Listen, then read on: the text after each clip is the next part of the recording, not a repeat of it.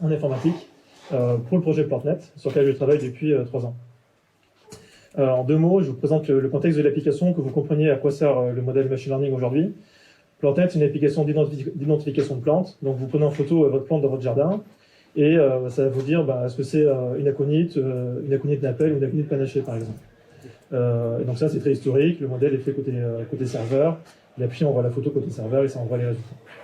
Donc du coup, c'est juste de l'identification de plantes dans l'application.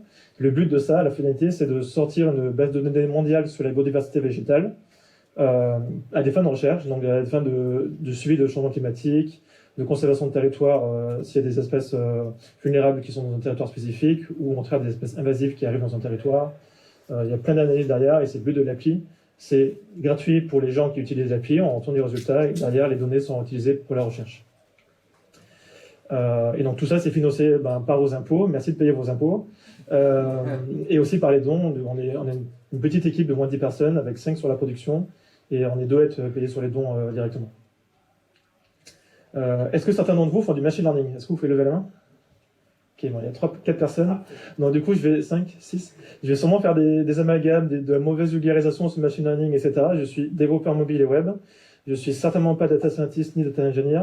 N'hésitez pas à me reprendre soit pendant la question, soit en dehors du talk pour corriger mes erreurs, etc. et pour préciser des choses si besoin. Ok, donc aujourd'hui, les gens ouvrent l'appli mobile pour prendre une photo. Ils prennent une photo de leur plante dans la forêt, etc. La photo, elle va être envoyée à l'API, donc classique, côté serveur. L'API va stocker cette photo-là et elle va l'envoyer à un serveur PyTorch, donc un serveur spécifique pour le machine learning, avec plein de GPU, etc. Et ce serveur-là, il va faire son processus de traitement d'image. Je simplifie, on rentrera en détail tout à l'heure. Donc du coup, soit un serveur PyTorch ou TensorFlow, c'est entre guillemets les 2 technologies aujourd'hui les plus utilisées. Une fois que le serveur il a fait son traitement, il a du coup fait tourner son modèle d'inférence, il renvoie les résultats à l'API, et l'API, elle, va se charger d'hydrater les données avec les noms communs de l'espèce, les images d'illustration, le nom, la famille, le genre, etc. Une fois que tout ça il est fait, ça envoie les résultats à l'appli mobile en moins de 500 millisecondes, et l'utilisateur peut voir les espèces les plus probables dans sa photo. Voilà. Donc ce qu'on veut faire nous aujourd'hui, c'est prendre tout ce truc là et le mettre dans l'appli mobile. Donc ça veut dire que dans l'appli mobile, on va avoir une partie entre guillemets API, on va avoir besoin d'embarquer des données qui vont nous servir après derrière, et on va aussi devoir faire de l'inférence avec le SDK PyTorch dans notre cas, dans l'appli mobile. Donc ça demande quand même un travail assez conséquent, déjà au niveau du code pour faire ça, et puis tout ce qui est derrière, toute la partie métier, qu'il va falloir dupliquer pour l'appli mobile. Donc du coup, notre appli est en React Native, c'est pas incroyable, mais du coup il y a un bridge derrière côté Android et iOS, et qui va s'occuper d'appeler le SDK PyTorch, d'appeler le recette des images, le traitement en sortie, une partie base de données, etc. Donc voilà, et on va rentrer en détail dans chaque partie. La première chose que vous avez besoin, c'est un modèle qui est optimisé pour mobile. Donc le modèle côté serveur, il ne me semble pas qu'il puisse être exécuté côté mobile, il va falloir le convertir en modèle light. Il y a des fonctions dans PyTorch pour faire ça. Et ce que ça va faire, c'est que ça va compresser le modèle et ça va faire, entre autres, ça va convertir les flottes en entier pour que le modèle soit plus léger, et ça va optimiser cette conversion-là à partir de différentes images d'entraînement. Et à la fin, du coup, ça nous sort un modèle qui va être optimisé sur mobile, qui est compatible avec l'interpréteur PyTorch dans le téléphone, et qui marche bien derrière. On peut aussi à ce moment-là du coup lui dire est-ce que tu veux tourner sur du CPU ou sur du GPU. Entre autres, GPU sur mobile, c'est pas ça, c'est des NPU, etc. Via les API Android, iOS qui vont bien.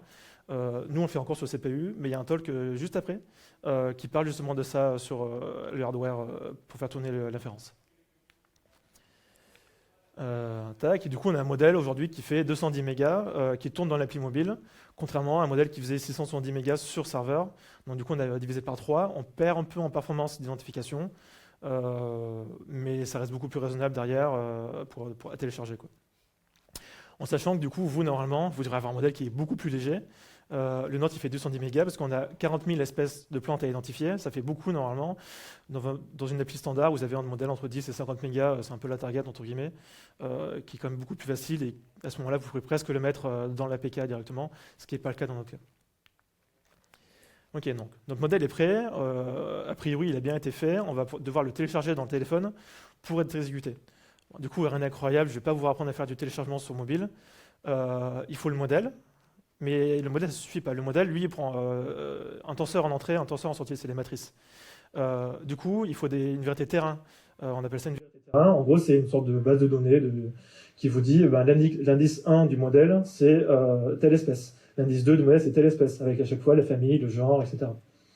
Du coup, il faut ce fichier-là en plus qui accompagne le modèle. Le modèle tout seul, vous ne pouvez absolument rien faire, sauf si vous êtes. Je ne sais pas comment vous pouvez faire, mais bref.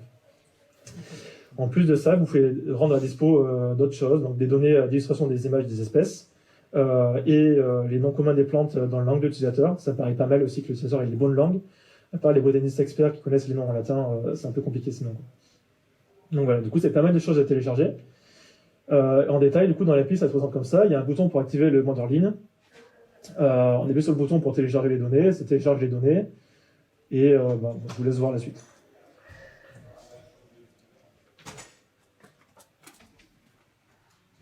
Voilà, et après, du coup, on peut ajouter les données complémentaires, donc les noms communs et les images. On voit que ça fait quand même pas mal d'écrans.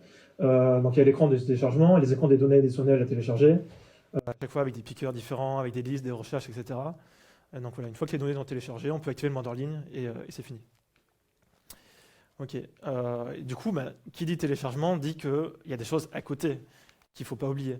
Il faut pouvoir mettre à jour les données. Donc toutes les données là sont stockées côté serveur. Il faut que quand l'utilisateur démarre l'appli, ils disent telle mise à jour à faire du modèle, des données, etc. Mais ça ne suffit pas non plus. Il faut gérer les régressions ou les breaking change plutôt.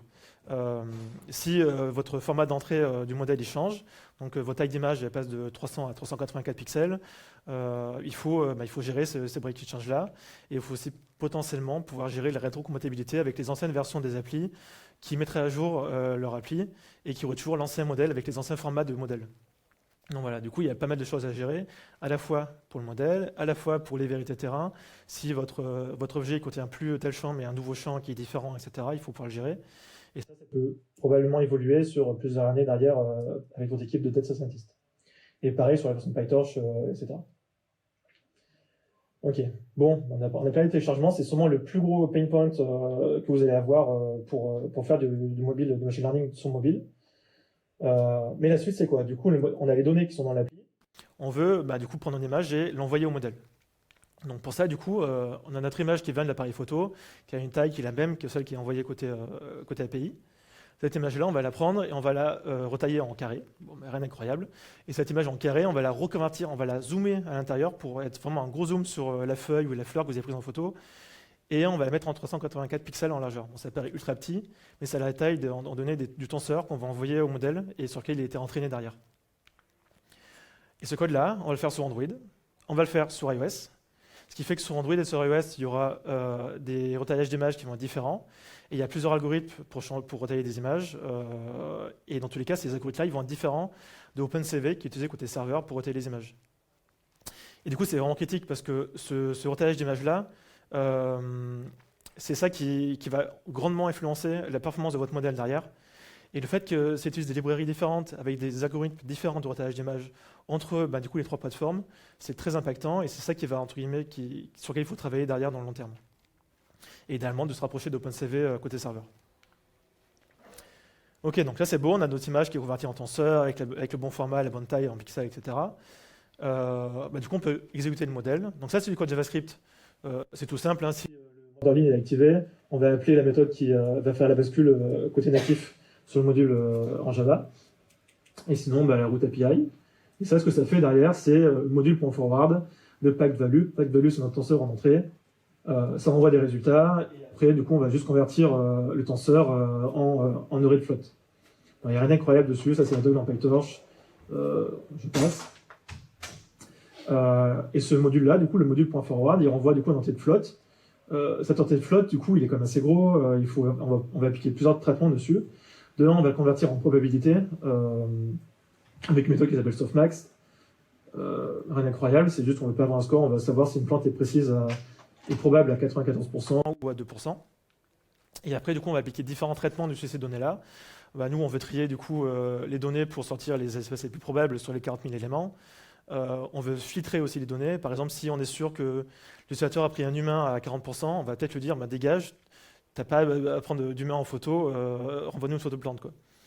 Du coup, il y a pas mal de traitements qui qui sont faits dans l'appli mobile, qui sont aussi faits côté serveur, et qu'on duplique côté mobile pour avoir les mêmes comportements derrière. Après, du coup, une fois qu'on a nos 20 espèces les plus probables, on va pouvoir hydrater ces données avec les noms d'espèces, avec les genres, la famille, les images d'illustration, les noms communs dans la langue de l'utilisateur. Et voilà, et tout ça, du coup, on essaye de fournir le même format que ce que nous fournit l'API pour que le reste des méthodes dans l'appli n'ait pas à changer et que ça soit Entre guillemets, comme s'il y avait un mock de l'API dans l'appli. Donc, du coup, ça nous fournit ça. Je vois sur des tailles, mais il y a les résultats avec différents scores, les espèces, les images d'illustration, et à fois 40 ou fois 20 en fonction du nombre d'espèces qui est retourné. C'est pas méga intéressant, mais oui. Très bien. Donc, du coup, on a un modèle qui marche dans l'appli, ça nous coûte pas mal de temps quand même à développer, etc. On veut vérifier que ça marche bien. Et c'est l'aspect critique. Les data scientists dans votre équipe, probablement, c'est quelque chose qu'ils font de manière très régulière pour évaluer le train qu'ils ont fait de leur modèle. On fait un benchmark. Donc ce benchmark, en gros, c'est de dire on veut télécharger dans l'appli pour vérifier un jeu de test d'images avec les résultats prévus pour chaque image de plante. Donc du coup, on le fait dans l'appli parce qu'on veut vérifier que ce soit tout le même contexte que l'utilisateur final qui va évaluer l'application derrière. Donc on télécharge toutes les données là dans le téléphone, et pour chaque image, on va l'identifier une par une, et on va comparer les scores retournés par notre modèle par rapport au score attendu de notre jeu de test. Et donc du coup, ça donne 3 valeurs, donc le mean average précision, le top 1 et le top 5. Je ne rentre pas en détail sur les valeurs là, celles d'après, dans les questions, vous pourrez en parler si vous voulez. Mais en gros, l'objectif, c'est d'avoir un truc à 1 sur tout, mais c'est rarement possible. Côté serveur, ça c'est les résultats du modèle du mois dernier, donc ils sont vraiment à jour. Et sur mobile, du coup, on voit qu'ils sont plus hauts. Alors, c'est ultra biaisé, parce que j'ai exécuté le benchmark sur mobile que sur les 100 premières espèces du jeu de test, alors que sur le serveur, il y a les 30 000, 40 000 espèces qui ont été identifiées pour comparer ce qui était attendu. Donc du coup, le score sur mobile peut être vraiment biaisé soit vers le haut, soit vers le bas. Mais l'important, c'est pas ça. L'important, c'est c'est important de comparer côté serveur et mobile, mais le but aussi, c'est de dire notre retaillage d'image, par exemple, est-ce qu'on s'améliore ou pas dans le temps? De dire, est-ce que notre conversion en pixels avec un autre algorithme, elle est mieux ou pas? Est-ce qu'il y a une régression dans le format d'entrée ou dans les traitements derrière qui sont faits? Ouais, c'est ça qui est pour nous assez important et qui nous permet de nous améliorer sur l'année, etc. Bon, ça, c'est les différentes façons de calcul, je passe. Ok, donc là, du coup, on a fait notre benchmark, on a pu évaluer que le modèle il tournait plutôt bien côté mobile. C'est quoi la suite? Du coup, on a mis ça en production. Sur plus ou moins un an, sur Android uniquement, on a eu un peu plus de 5000 utilisateurs qui ont utilisé ça et qui ont identifié 74 000 images. C'est pas incroyable, mais notre but, pour nous, il est vraiment différent. On pense que les gens qui utilisent le modèle embarqué, donc le mode Orlin dans l'application, c'est pas les mêmes utilisateurs que celui qui est dans son jardin en train d'identifier son basilic. C'est des gens qui vont avoir besoin d'aller soit sur le terrain en forêt, par exemple en France, dans la montagne, etc., où il n'y a pas beaucoup de réseaux, ou à l'étranger, genre au Kenya par exemple, ils n'ont qu'une maison sur toute une réserve où il y a du Wi-Fi, et avoir de l'identification embarquée dans une appli mobile, c'est vraiment ça qui est important aujourd'hui. Et du coup, c'est de fournir une alternative qui soit de qualité, qui identifie l'espèce la plus précise et la plus précisément possible avec les meilleures performances pour que ces gens-là qui sont très qualifiés botaniquement arrivent à trouver leurs besoins derrière.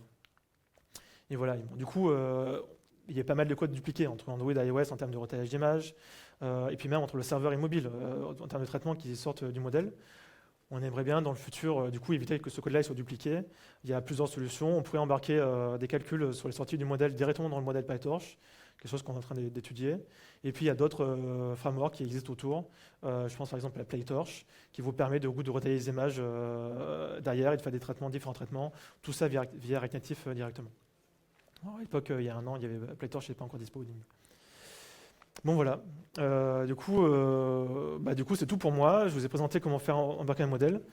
Je vous remercie de m'écouter. N'hésitez pas à donner votre avis sur la présentation, donc soit via le QR code là, soit via l'API Android Makers directement. Merci.